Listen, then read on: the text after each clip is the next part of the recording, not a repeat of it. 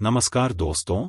एक बार की बात है जब माता लक्ष्मी भगवान विष्णु के पास आईं और बोलीं, हे प्रभु, मेरे मन में 3 प्रश्न उठे हैं।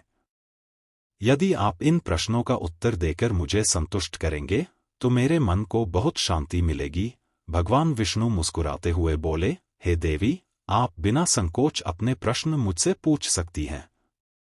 मैं आपकी हर शंका का समाधान करूंगा। माता लक्ष्मी बोलीं, हे प्रभु, मेरा पहला प्रश्न यह है कि किन परिस्थितियों में एक स्त्री को संतान सुख नहीं मिलता। दूसरा प्रश्न यह है कि कौन सी स्त्री समय से पहले ही विधवा हो जाती है। और मेरा तीसरा प्रश्न यह है कि कौन सा श्रृंगार करने से स्त्री को स्वर्ग में स्थान प्राप्त होता है। भगवान विष्णु ने उत्तर दिया, हे देवी, आपके प्रश्न बहुत महत्वपूर्ण हैं। इनके उत्तर संसार के कल्याण के लिए हैं। जो भी इन्हें ध्यान से सुनेगा उसे पृथ्वी लोक पर संपूर्ण सुख प्राप्त होगा और मृत्यु के बाद वह मेरे लोक को प्राप्त करेगा। मैं आपको एक कथा सुनाता हूं जिसके माध्यम से आपके सभी प्रश्नों के उत्तर मिल जाएंगे।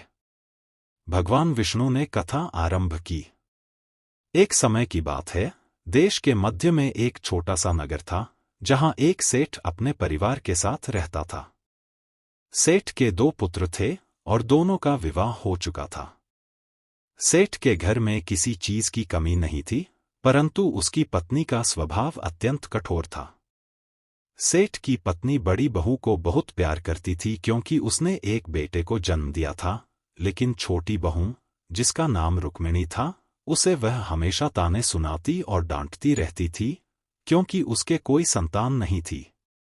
रुक्मिणी, जो स्वभाव से बहुत सीधी सादी और पतिव्रता थी, हर रोज ब्रह्मा मुहूर्त में उठकर घर का सारा काम करती थी। लेकिन सेठानी उसे कभी चैन की सांस नहीं लेने देती थी।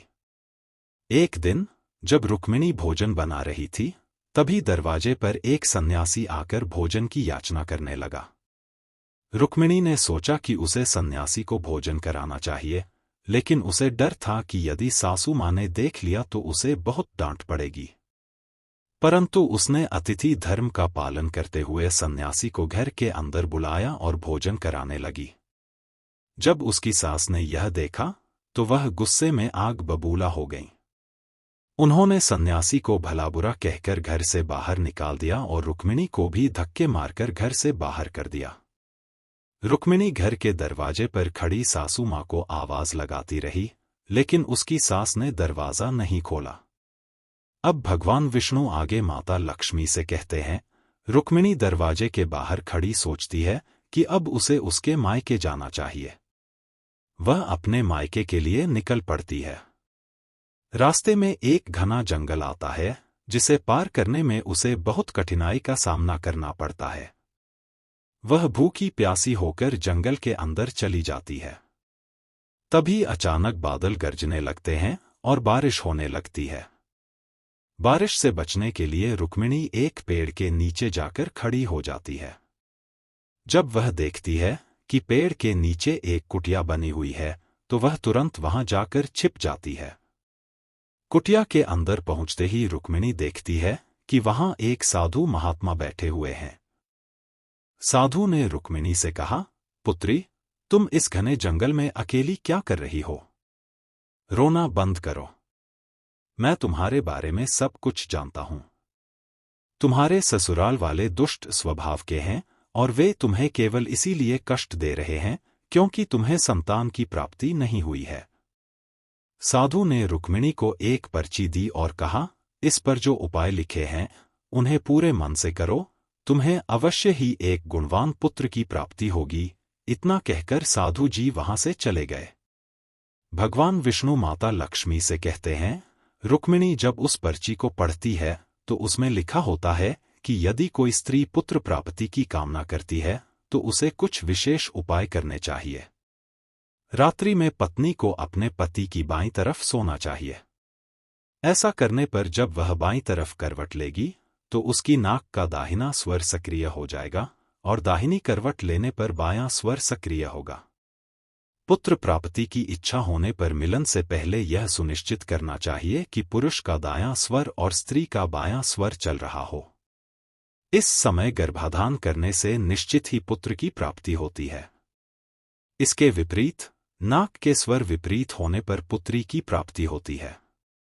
इस पर्ची में आगे लिखा है कि मासिक धर्म शुरू होने के बाद पहले 4 दिनों में पुरुष के साथ मिलन करने से पुरुष को रोग लग सकते हैं और 5वीं रात्रि में मिलन करने से पुत्र की प्राप्ति होती है।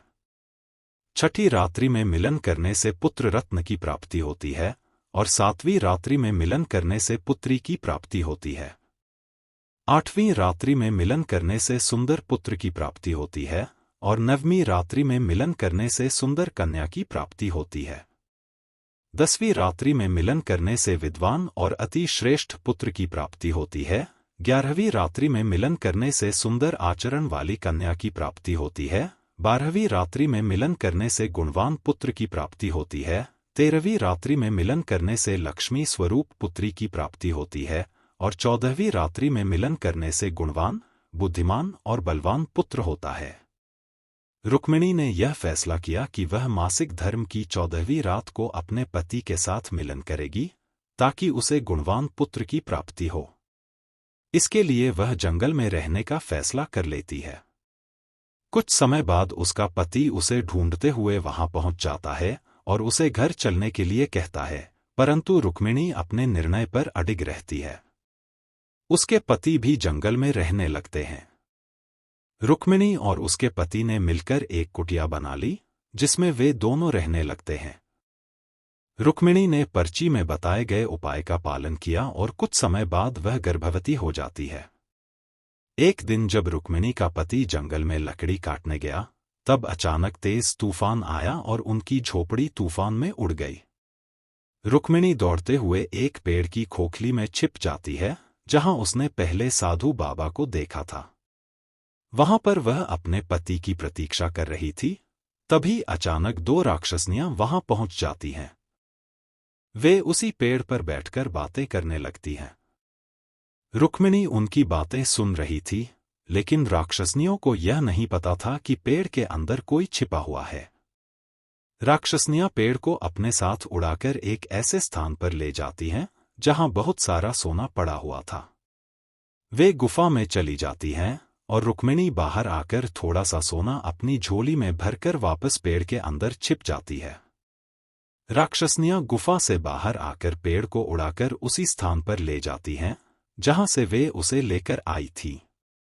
जब उसका पति वहां पहुंचता है तो रुक्मिणी उसे सोना दिखाते हुए सारी कहानी बताती है। उसका पति कहता है कि अब हमें घर लौटना चाहिए। रुक्मिणी अपने ससुराल पहुंचकर अपनी सास को सब कुछ बता देती है। लेकिन उसकी सास कहने लगती है कि तुम कितनी मूर्ख हो, तुम बस इतना ही सोना लेकर आई? तुम चाहती तो सारा सोना ला सकती थी। रुक्मिणी कहती है कि माँ जी, यह सोना भी बहुत है, लेकिन उसकी सास लालच में आ चुकी थी और उसे और अधिक सोना लाने को कहती है। रुक्मिणी इनकार कर देती है और उसका पति भी मना कर देता है, लेकिन उसकी सास खुद जंगल में चली जाती है। वह पेड़ की खोखली में छिप जाती है और राक्षसनियों का इंतजार करती है। जब राक्षसनियां आती हैं तो वे पेड़ को उठाकर एक बर्फीले पहाड़ की ओर ले जाने का फैसला करती हैं। इस दौरान रुक्मिणी की सास बोल देती है कि तुम सोने वाली जगह जा रही थीं, यह कहाँ ले जा रही हो? राक्षसनियां उसे सुन लेती हैं और समझ जाती हैं कि पेड़ के अंदर कोई है। वे तुरंत पेड़ को छोड़ देती हैं और पेड़ जमीन पर गिरते ही रुक्मिणी की सास की मृत्यु हो जाती है। राक्षसनियां वहां से चली जाती हैं। जब रुक्मिणी और उसका पति जंगल में आते हैं और अपनी सास की मृत्यु देख लेते हैं तो रुक्मिणी कहती है कि मैंने मां को मना किया था कि लालच न करें, लेकिन उन्होंने मेरी बात नहीं मानी और इस कारण उनकी मृत्यु हो गई। कुछ दिनों बाद रुक्मिणी एक प्यारे से पुत्र को जन्म देती है।